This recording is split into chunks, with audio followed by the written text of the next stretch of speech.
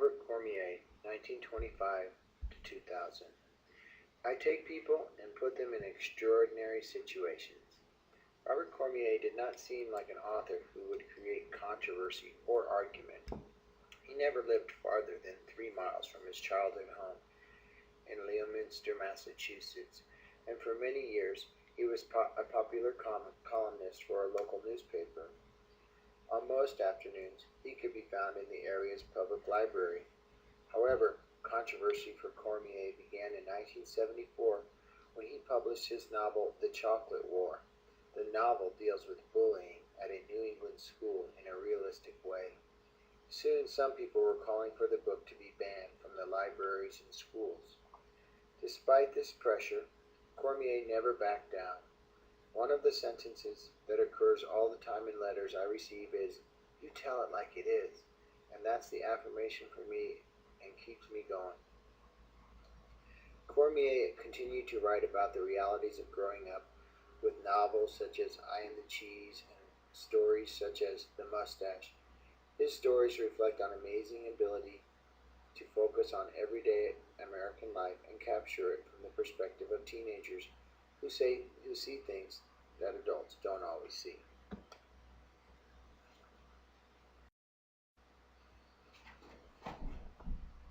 So the vocabulary for this story, some of it you might know, others of it you might have heard, but it's important to go over it first, and so that when you see these words, you'll have a better idea of what the story is trying to say. First word is characterize. Can you repeat that? Characterize. When you characterize someone, you describe the person's most important characteristics or qualities. How would you characterize your best friend?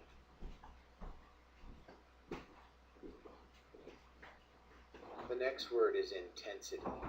Intensity. Can you say that? Intensity. To have intensity means to have a lot of feeling or strength.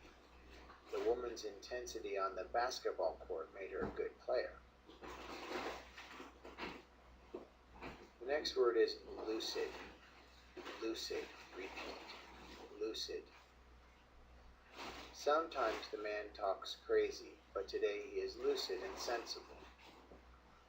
So, lucible means sane or clear thinking. The next word is obscure. Obscure. Repeat. Obscure. To obscure is to conceal or hide. The tall buildings across the street obscured the view outside my window. Sometimes we obscure the truth from our parents, and we don't want them to know exactly what we were doing or thinking. The next word is pathetic. Pathetic means very sad, but it also has kind of a sarcastic meaning, like really lame. Okay, so can you repeat the word pathetic? The person who has a pathetic look on her face appears to be miserable, like that girl in the picture. The next word is perspective. Repeat. Perspective. Your perspective is your point of view or opinion about something. So, from your perspective, was the movie good or boring? The next word is pretense or pretense. Pretense is the act of pretending. The fighter looked confident at the beginning of the fight, but that was just pretense. He was actually afraid. So he was acting like he was not afraid, but he was really afraid. So, pretense. Can you repeat the word? Pretense. The last word is stigmatize. If you stigmatize someone, you label the person as bad and hurt the person's reputation. Can you repeat? Stigmatize. Alright, so you should have written all these words down, like I asked you to, and you're going to have to know these for a little quiz that you'll take. Alright?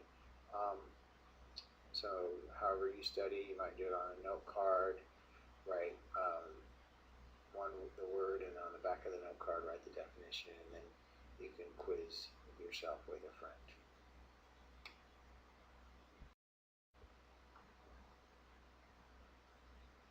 The Moustache by Robert Cormier. Critical viewing effect. Look at this picture. What is the mood or feeling of the young man in the painting? What creates this mood? Think about it, talk about it before moving on.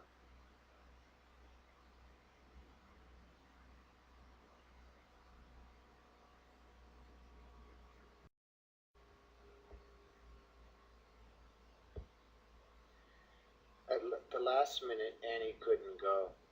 She was invaded by one of those 24-hour flu bugs that sent her to bed with a fever, moaning about the fact that she'd also have to break her date with handsome Harry Arnold that night. We call him Handsome Harry because he's actually handsome, but he's also a nice guy, cool, and he doesn't treat me like Annie's kid brother, which I am, but like a regular person. Anyway, I had to go to lawn rest alone that afternoon, but first of all I had to stand inspection. My mother lined me up against the wall. She stood there like a one-man firing squad, which is kind of funny because she's not like a man at all. And she's very feminine, and we have this great relationship. I mean, I feel like she really likes me. I realize that this sounds strange, but I know guys whose mothers love them and cook special stuff for them and worry about them and all, but there's something missing in the relationship. Anyway, she frowned and started the routine. "That hair," she said, then admitted, "Well, at least you combed it." I sighed. I have discovered that it's better to sigh than argue. "And that mustache!" She shook her head. I still say a 17-year-old has no business wearing a mustache. "It's an experiment," I said. "I just wanted to see if I could grow one." To tell the truth, I had proved my point about being able to grow a decent mustache, but I also had learned to like it. "It's costing you money, Mike," she said. I know. The money was a reference to the movies. The downtown cinema has a special Friday night offer. Half-price admission for high school couples, 17 or younger. But the woman in the box office took one look at my mustache and charged me full price, even when I showed her my driver's license. What? She charged full admission for Cindy's ticket too, which left me practically broke and unable to take Cindy for a hamburger with the crowd afterward. That didn't help matters because Cindy has been getting impatient recently about things like that I don't own my own car, and I have to concentrate on my studies if I want to win a college scholarship, for instance. Cindy wasn't exactly crazy about the mustache either. Now it was my mother's turn to sigh. "Look," I said to cheer her up, "I'm thinking about shaving it off." Even though I wasn't. Another discovery. You can build a way of life on postponement. "Your grandmother probably won't even recognize you," she said, and I saw the shadow fall across her face. Let me tell you what the visit to lawn rest was all about. My grandmother is 73 years old. She is a resident, which is supposed to be a better word than patient, at the Lawn Rest nursing home. She used to make the greatest turkey dressing in the world and was a nut about baseball and could even quote batting averages, for crying out loud. She always rooted for the losers. She was in love with the Mets until they started to win. Now she has arteriosclerosis, arterial sclerosis, which the dictionary says is a chronic disease characterized by abnormal thickening and hardening of the arterial walls, which really means that she can't live at home anymore or even with us, and her memory has betrayed her as well as her body. She used to wander off and sometimes didn't recognize people.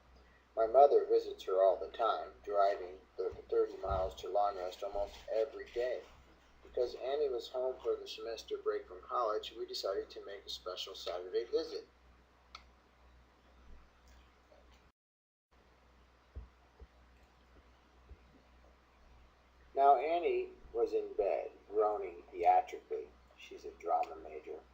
told my mother I'd go anyway. I hadn't seen my grandmother since she'd been admitted to lawn rest. Besides, the place is located on the Southwest Turnpike, which meant I could barrel along in my father's new Le Mans. My ambition was to see the speedometer hit 75. Ordinarily, I use the old station wagon, which can barely stagger up to 50. Frankly, I wasn't too crazy about visiting a nursing home. They reminded me of hospitals, and hospitals turn me off. I mean, the smell of ether makes me nauseous, and I feel faint at the sight of blood. And as I approached Lawn Rest, which is a terrible cemetery kind of name to begin with, I was sorry I hadn't avoided the trip. Then I felt guilty about it. I'm loaded with guilt complexes, like driving like a madman after promising my father to be careful, like sitting in the parking lot looking at the nursing home with dread and thinking how I'd rather be with Cindy. Then I thought of all the Christmas and birthday gifts my grandmother had given me, and I got out of the car, guilty as usual. Inside, I was surprised by the lack of hospital smell. Although there was another odor, or maybe the absence of an odor, the air was antiseptic, sterile, as if there was no atmosphere at all, or I'd caught a cold suddenly and couldn't taste or smell.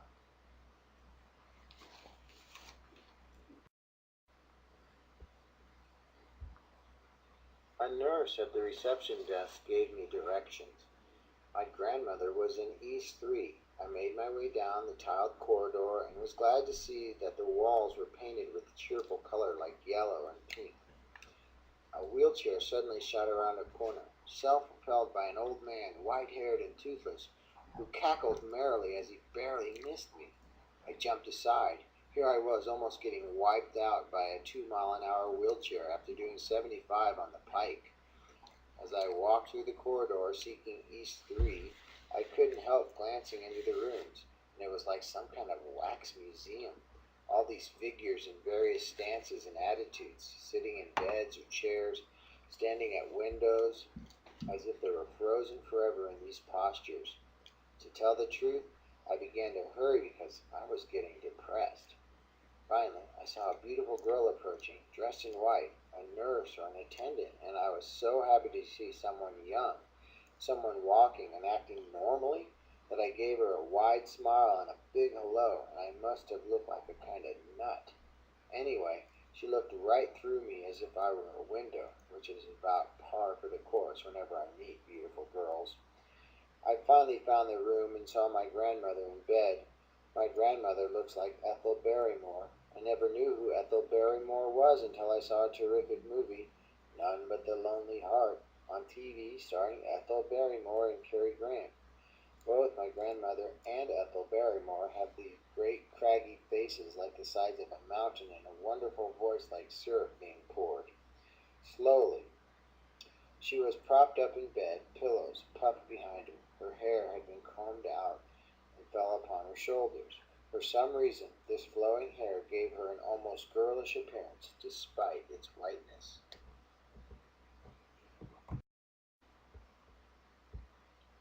She saw me and smiled. Her eyes lit up and her eyebrows arched, and she reached out her hands to me in greeting. "Mike, Mike," she said, and I breathed a sigh of relief. This was one of her good days. My mother had warned me that she might not know who I was at first. I took her hands in mine. They were fragile. I could actually feel her bones, and it seemed as if they would break if I pressed too hard. Her skin was smooth, almost slippery, as if the years had worn away all the roughness, the way the wind wears away the surfaces of stones. "Mike, Mike, I didn't think you'd come," she said, so happy, and she was still Ethel Barrymore, that voice like a caress. "I've been waiting all this time." Before I could reply, she looked away, out the window. "See the birds? I've been watching them at the feeder. I love to see them come. Even the blue jays. The blue jays are like hawks. They take the food that small birds should have. But the small birds, the chickadees, watch the blue jays at least learn where the feeder is. She lapsed into silence, and I looked out the window. There was no feeder, no birds. There was only the parking lot and the sun glinting on the car windshield. She turned to me again, eyes bright, radiant really. Or was it a medicine brightness? Ah, Mike, you look so grand, so grand. Is that a new coat? Not really, I said. I'd been wearing my Uncle Jerry's old army fatigue jacket for months, practically living in it, my mother said. But she insisted that I wear my raincoat for the visit. It was about a year old, but looked new because I didn't wear it much. Nobody was wearing raincoats lately.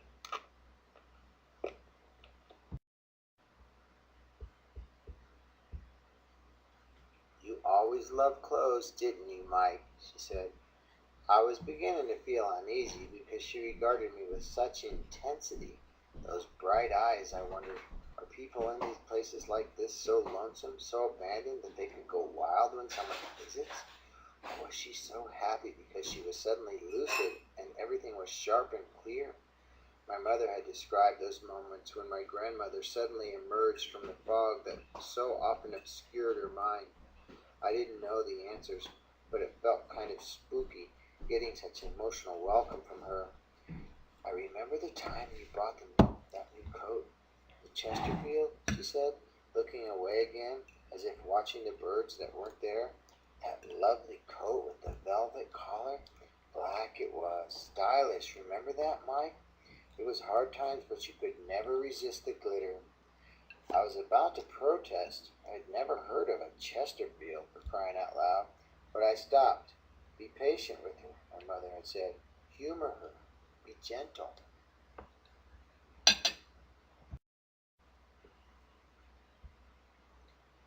We were interrupted by an attendant who pushed a wheeled cart into the room. Time for juices, dear, the woman said. She was the standard 40 or 50-year-old woman, glasses, nothing hair, plump cheeks. Her manner was cheerful, but a businesslike kind of cheerfulness. I'd hate to be called dear by someone getting paid to do it. Orange or grape or cranberry? Orange or grape or cranberry, dear? Cranberry is good for the bones, you know. My grandmother ignored the interruption. She didn't even bother to answer, having turned away at the woman's arrival as if angry about her appearance. The woman looked at me and winked, a conspiratorial kind of wink. It was kind of horrible. I didn't think people wink like that anymore. In fact, I hadn't seen a wink in years. She doesn't care much for juices, the woman said, talking to me as if my grandmother weren't even there. But she loves her coffee, with lots of cream and 2 lumps of sugar. But this is juice time, not coffee time. Addressing my grandmother again, she said, Orange or grape or cranberry, dear? Tell her I want no juices, Mike, my grandmother commanded regally, her eyes still watching invisible birds. The woman smiled, patience like a label on her face. That's all right, dear. I'll just leave some cranberry for you. Drink it at your leisure. It's good for the bones. She wheeled herself out of the room. My grandmother was still absorbed in the view. Somewhere a toilet flushed. A wheelchair passed the doorway, probably the same old driver fleeing a hit-and-run accident. A television set exploded with sound somewhere. Soap opera voices filling the air. You can always tell soap opera voices.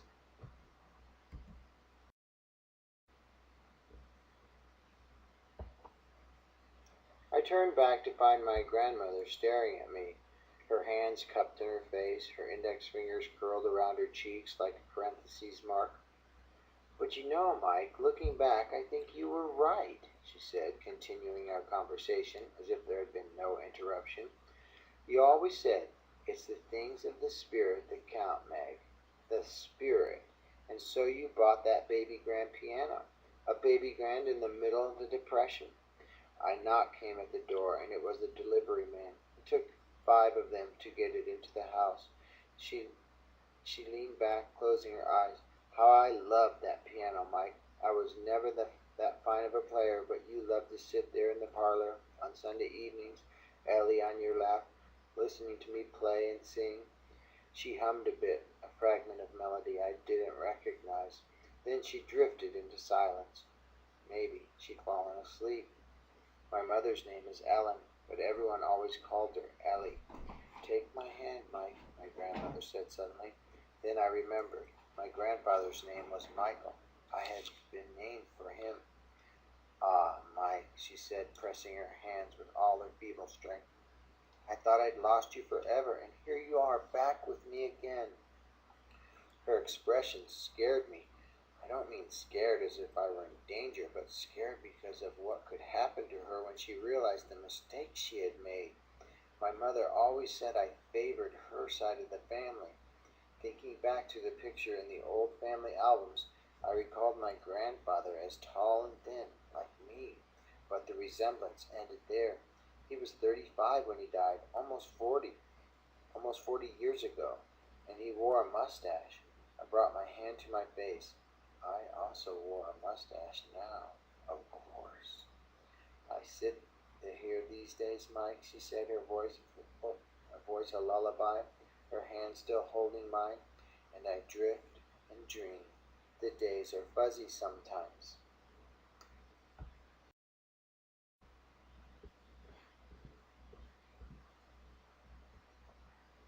Merging together. Sometimes it's like I'm not here at all, but somewhere else, all together. And I always think of you, those years we had. Not enough years, Mike, not enough. Her voice was so sad, so mournful that I made it sound of sympathy. Not words exactly, but the kind of the soothings that mothers murmur to their children and when they're awakened from bad dreams. And I think of that terrible night, Mike, that terrible night. Have you ever really forgiven me for that night? Listen, I began. I wanted to say, Nana, this is Mike, your grandson, not Mike, your husband. Shh, shh, she whispered, placing her finger as long and cold as a candle against my lip. Don't say anything. I've waited so long for this moment to be here with you. I wondered what I would say if suddenly you walked in that door like other people have done. I thought and I thought about it and finally made up my mind. I'd ask you to forgive me. I was too proud to ask before. Her fingers tried to make her face. But I'm not proud anymore, Mike.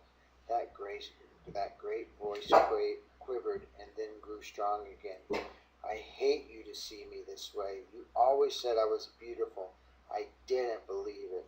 The charity ball when we led the grand march and you said I was the most beautiful girl there. Nana, I said, I couldn't keep up the pretense any longer, adding one more burden to my load of guilt, leading her on this way, playing a pathetic game of make-believe with an old woman clinging to memories. She didn't seem to hear me.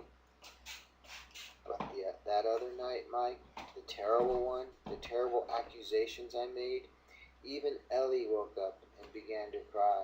I went to her and rocked her in my arms, and you came into the room and said I was wrong. You were whispering, an awful whisper, not wanting to upset little Ellie, but wanting to make me see the truth. And I didn't answer you, Mike. I was too proud.